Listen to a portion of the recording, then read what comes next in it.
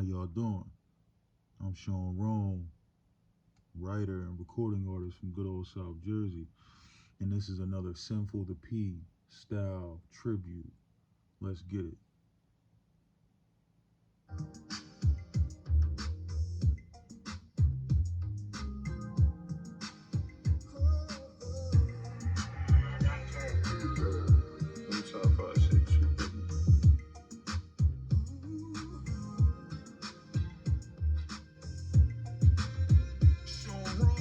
Recline the seat, take a pull of this pen. I'm the only one around me that want me to win. Everything about me big, I don't wanna be thin. I do it grande, my bars for Conte. Feeling like Usher cause she like it my way. Like she under my control like Kanye. The masses is asses, niggas is hella stupid. All the bullshit we eat make hella mucus.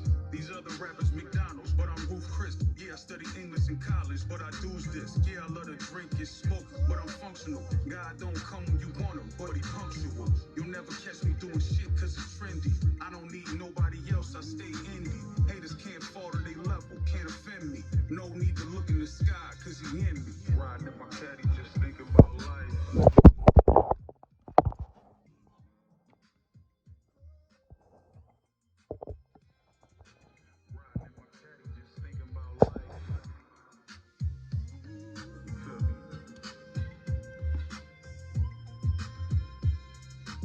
Got a new car and the cops still harass me. Black man in the caddy must be a drug dealer.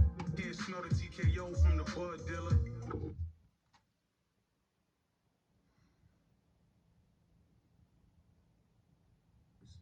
I looked at them as if they were Greek gods or something. Like they couldn't feel pain. You know, they were mortal. They will always be just like that. As we get older, you know, and I become a man myself, you know, you start to understand that that's just not the case. You know, nothing is forever. This week, my uncle Barry Windham, he had a massive heart failure in Atlanta, and he went down, and he didn't pulse for 10 to 20 minutes. You know, so he was away, he was gone, and I wanted to thank one specific man, Michael Todd Lalick. Man, well, in case you didn't know, well, first of all, let me backtrack, man. First of all, once again, man, how y'all doing? You know, I'm Sean Roan, and I'm making this video because I can't lie, my heart is really, really heavy. You know, normally when I do videos like this, I strictly talk about Sinful The P, but there's a few other individuals who have died this year, a couple like really recent that have affected me. Most importantly, my uncle Keith. My uncle Keith, who just died. Today is Monday. He just died Saturday. He had been sick. You know, he had stage 4 prostate cancer, along with a couple other things. He was only 57 years old. Yeah, my uncle died, and you know, this you know is messing me up. But the woke, quote unquote woke part of me, the conscious part of me, you know, knows, you know, what's up. But the human part of me, the nephew of part of me, is just, you know, a little bit hurt. And I know I'll get through it. He would want me to keep on trucking and not have a pity party about this. But you know, when I get to thinking about the memories with my uncle, you know, we talking about somebody who was an uncle, a father figure, a mentor, at times like an older brother. You know, just the way, you know, just the way circumstances was and how he used to act. You know, somebody very important and very like a staple to my younger years, adolescence. You know what I mean? From 0 to like 15, man. Him in particular, Uncle Keith in particular, man, very active in my life. So you know, really, I'm doing a simple style, but really, the main thing about it is my uncle, man. This for Keith Nelson Sr. Um, who recently just passed from Egg Harbor City, New Jersey, man. Local legend. Everybody know him. You know, for multiple reasons, multiple things that he did throughout his life, good and bad, and he will be missed. Will be missed, man.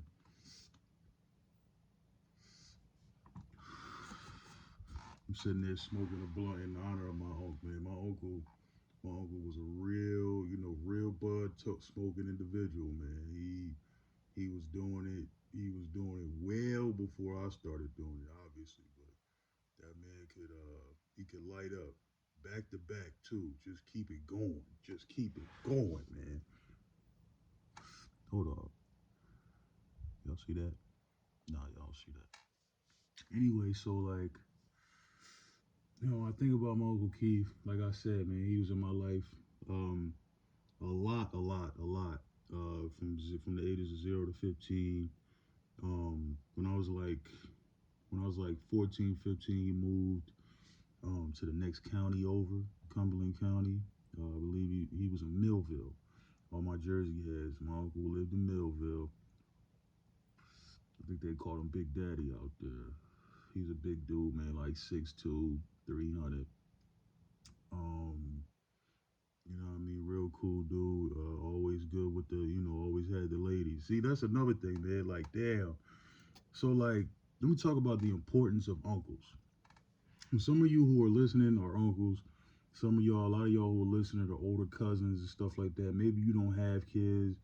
Um, but I always like, I'm so thankful for my uncle. I have three uncles on my mom's side. Three uncles. My mom was the youngest girl. She had three brothers. And my father, before he died when I was 16, my father was, like a lot of fathers from that generation, man. He was around sometimes, and then a lot of the time he wasn't around. So in the absence of my father, my mom's brothers, along with my grandfather, um, were my primary like male figures in my life. You know what I mean? They gave me the masculine discipline and the masculine teachings that I needed. And this particular uncle used to always he used to always tease me. Oh, you just want to be all up under your mom. Oh, you just want to be all up under your nana. Oh, you want to be soft. You know what I mean? And as a little kid, sometimes you think, damn, man, he being mean as hell. Like, why he coming at like that? But as an adult, I needed that. Like I said, without my dad being around, all it was my mom and my nana. But when my uncles and my grandfather came around, you know what I mean, I needed that. What they were giving me at that time. You know what I mean? Even though they weren't perfect, but like my uncle Keith showed me what it was to look nice. Um, so you can get the ladies and stuff. You know what I mean? Um, how to go just straight up, just go up there and talk to the ladies. He in his younger years, he definitely was the ladies' man. Like the movie How to Be a Player, where Bill Bellamy just picked his friends up and drove around to different women's crib. That was my uncle, man. We get up, we be at his main chick crib, then we go. Let's say his main. Okay, so I'm basing it off of where I live at. I live in the Atlantic City area, so like let's say his main chick live in Atlantic City. So we go see his main chick for a little bit. She, all loving on me. Oh, Sean, he's so cute. Woo, woo. So then he go do what he do with her, get what he get from her. Then we go to Pleasantville. He go get with some Spanish shorty or something. You know what I mean? then you know what I'm saying. Then we mess around, go to Mays Landing. He done ran to one of his other shorty. I mean, just the kind of shit that my uncle showed me at a young ass age, man. Um, one crazy story.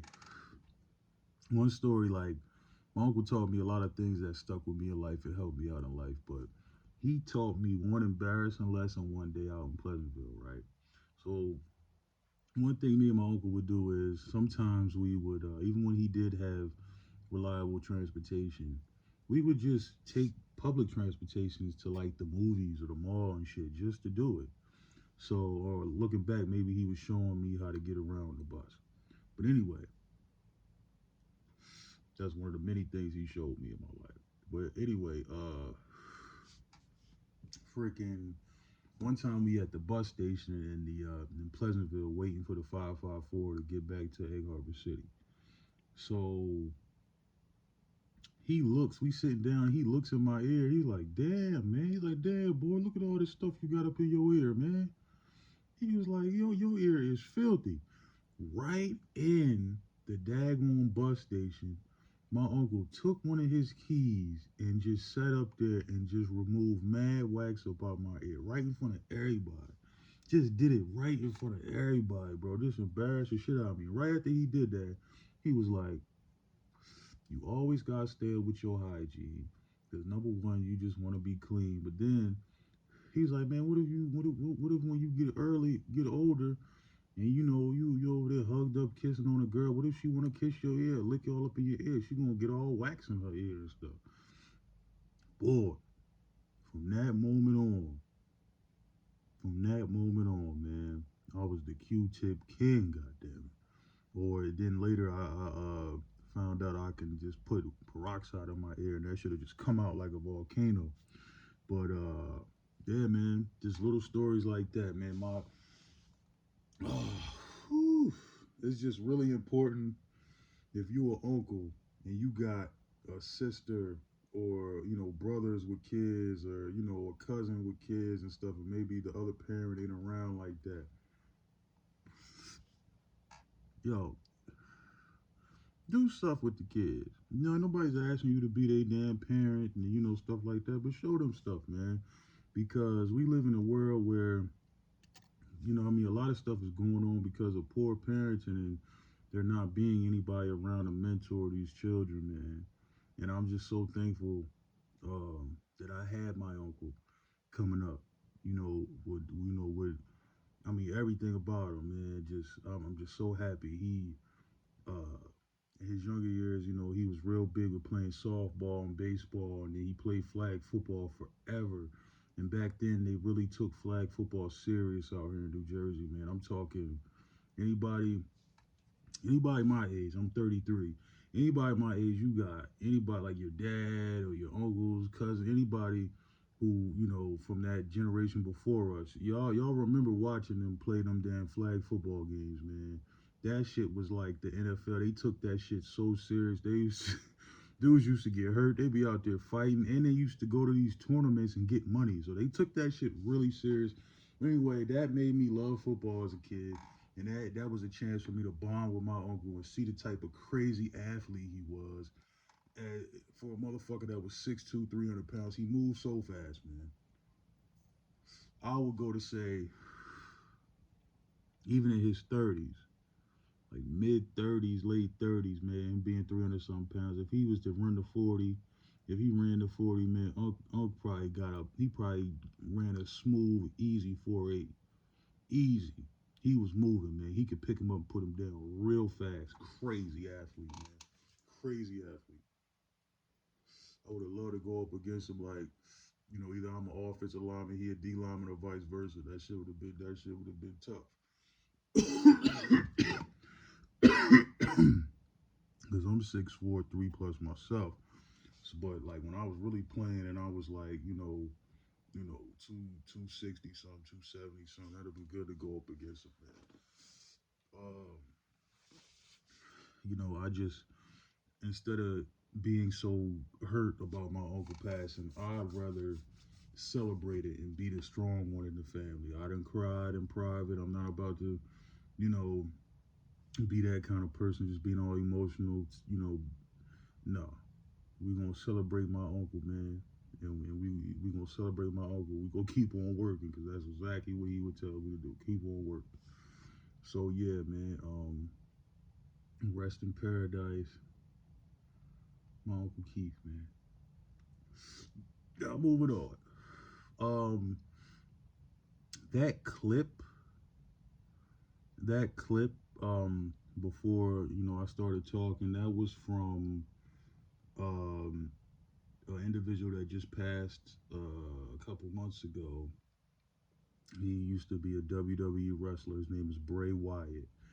Now, in case you didn't know, I don't care. I love wrestling, man. That's like the only TV show I really watch on like regular TV. Um, I watched it on and off my whole life. Bray Wyatt is very important to me because he literally made me start watching wrestling again as an adult. Like as a kid, as a young kid, I watched it a lot. When I got to be like a teenager and like started playing sports and stuff and started getting into girls, I like kind of like pushed it to the side because I'm like, oh, this shit's not cool. Girls gonna think I'm a geek and I'm weird and all that shit. And as I got older, I would just catch it sometimes, or I watch old clips from like the '90s Attitude Era on YouTube. But like around 2013, um, I was on Bleacher Report. I was on Bleacher Report, the website, and they had something about Bray Wyatt on their website. But he was in NXT at the time. He wasn't even like on the main TV show. He was on NXT, their developmental, like what I mean, little small promotion.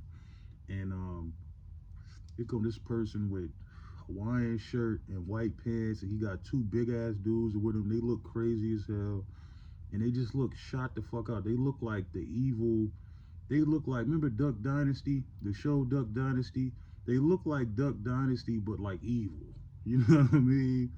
And it intrigued me. And when I heard him talk, I'm like, yo, this is my dude. And then I actually seen him wrestle, and I was like, yeah, I gotta watch this. So he ended up being like on the main roster, man. And I really watched wrestling because of Bray Wyatt. And that was 2013. I've been watching wrestling since, man. And when I found out that he died, I ain't gonna lie, I feel like it could have been some well, how can I say this? How can I say this? Funny business with his death. We'll just say that. Funny business with his death.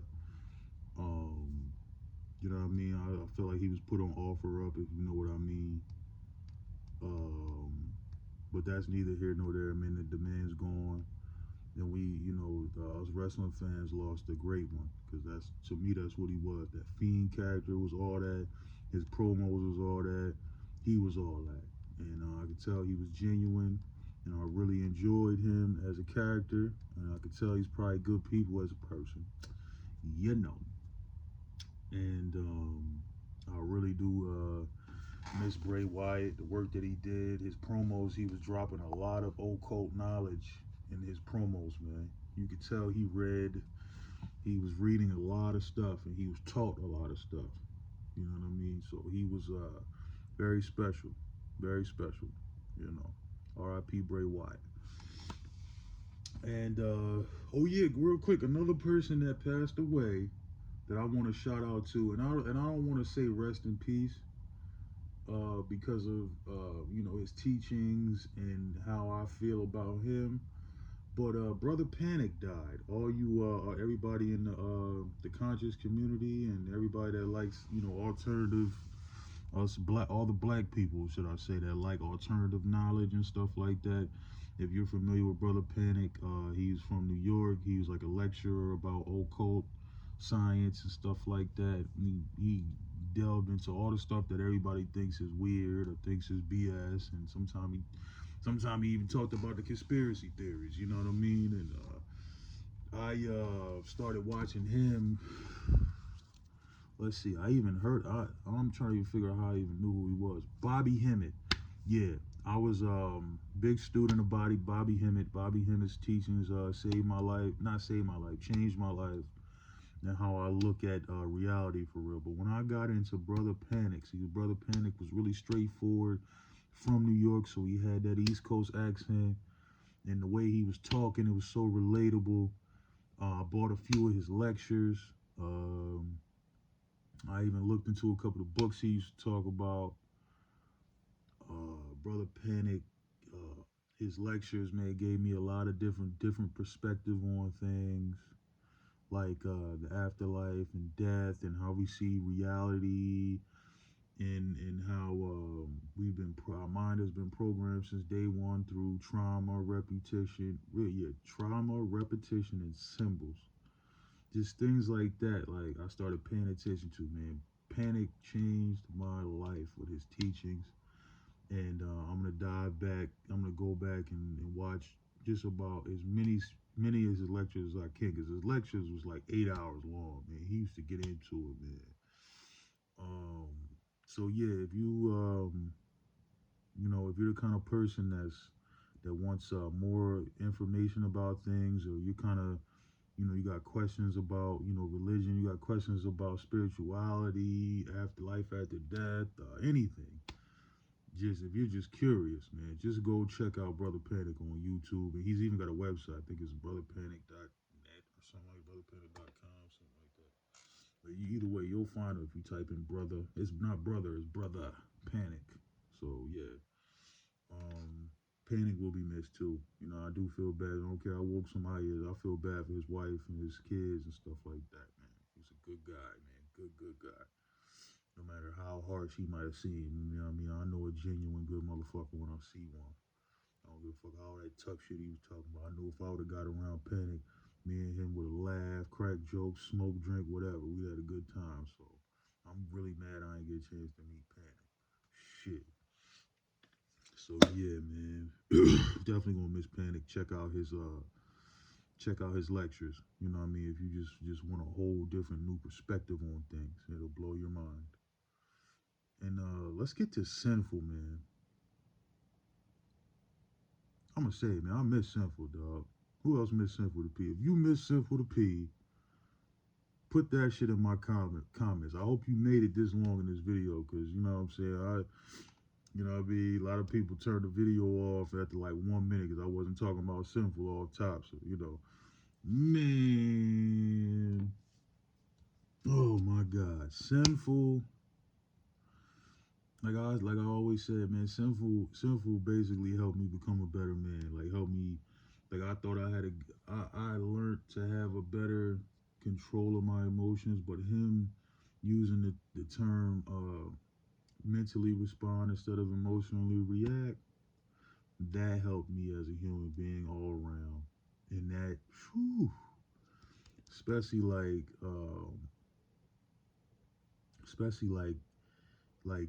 with my child's mother. I remember in a few videos he talked about, how you, even though you may think your child's mother ain't shit, that child, that person you think ain't shit means the world to your child. You know what I mean? And while I may look at my child's mother as a mistake, and somebody that's trying to ruin my life and being a bane to my existence, my child thinks the world of her and just wants to really be around her mom all the time right now. You know what I mean? So I really, every time I want to spaz on my baby mom for things that she does or says to me, I think about Sinful, man. And then I can start to go in and like, damn, man, will never get a chance to see, to sit up there, you understand me, like he always said, and listen to one of his lectures, man. Look, I at my job that I work at, I'm there for 12 fucking hours, man. Just slaving, bored as hell sometimes, you know what I mean? And Sin used to eat up like 3-4 hours of my shift. You know what I mean? He would always come on at the right time, like either like right in the beginning or like at the end. You know what I mean? So he used to come at the right time, man. And, I miss just all the hilarious stuff he used to say. He was just a funny dude, man. He was the laughter that you needed, man. And life can start to beat your ass sometimes. So Sinful come through and he's telling you that real and he's giving it to you hard.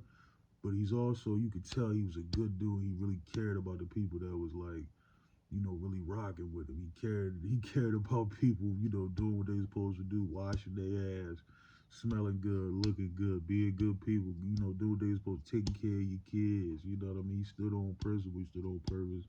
And I rock with that, man. I miss that laughter that he used to give, man. I miss that laughter. We needed that. That shit was good for the soul. Um, it was just really good for the soul, dog. Yeah, so R.I.P. Sinful the P.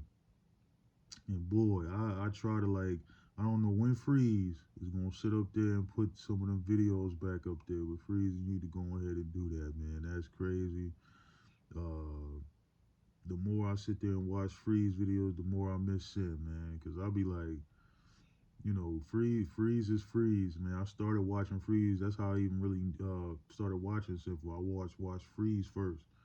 Sometimes I just be like, man, that nigga Freeze needs sin right now. Sometimes you get to hearing Freeze, and it's like, he need his boy, man. He need his boy. Especially, I heard him roasting Mac Rooster, trying to roast Mac Rooster the other day. It just, I'm like, damn, I need Sinful. That shit was horrible. And I'm not shitting on Freeze at all, man. Freeze has helped me too. Some of the things that he says, some stuff he believes in. I'm just trying to get on his fitness tip, to be honest with you. So,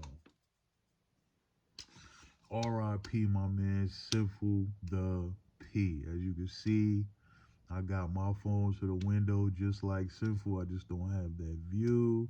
I live here in this Galloway, you understand me? And with that being said, that's all I got for y'all on this Sinful Style tribute. And y'all be good. And uncles out there, go ahead and be in your niece and nephew life. Big cousins too, man. You know what I mean? If you got some time, you got a good relationship with your peoples, and go out there, do something fun with their kids and get their kids some game every now and then. Because us as men, we gonna have to play a bigger role, if we want to see this world, be better. We gotta make a change. All right? I'll holla at y'all. Oh yeah, yeah, yeah, yeah. If you like that song I played in the beginning, yeah, yeah, yeah. It's on my channel and it's everywhere on streaming. It's called Riding My Caddy. And if you want to support me, listen to my music, whatever, go to SeanRone.com. SeanRone.com. All right?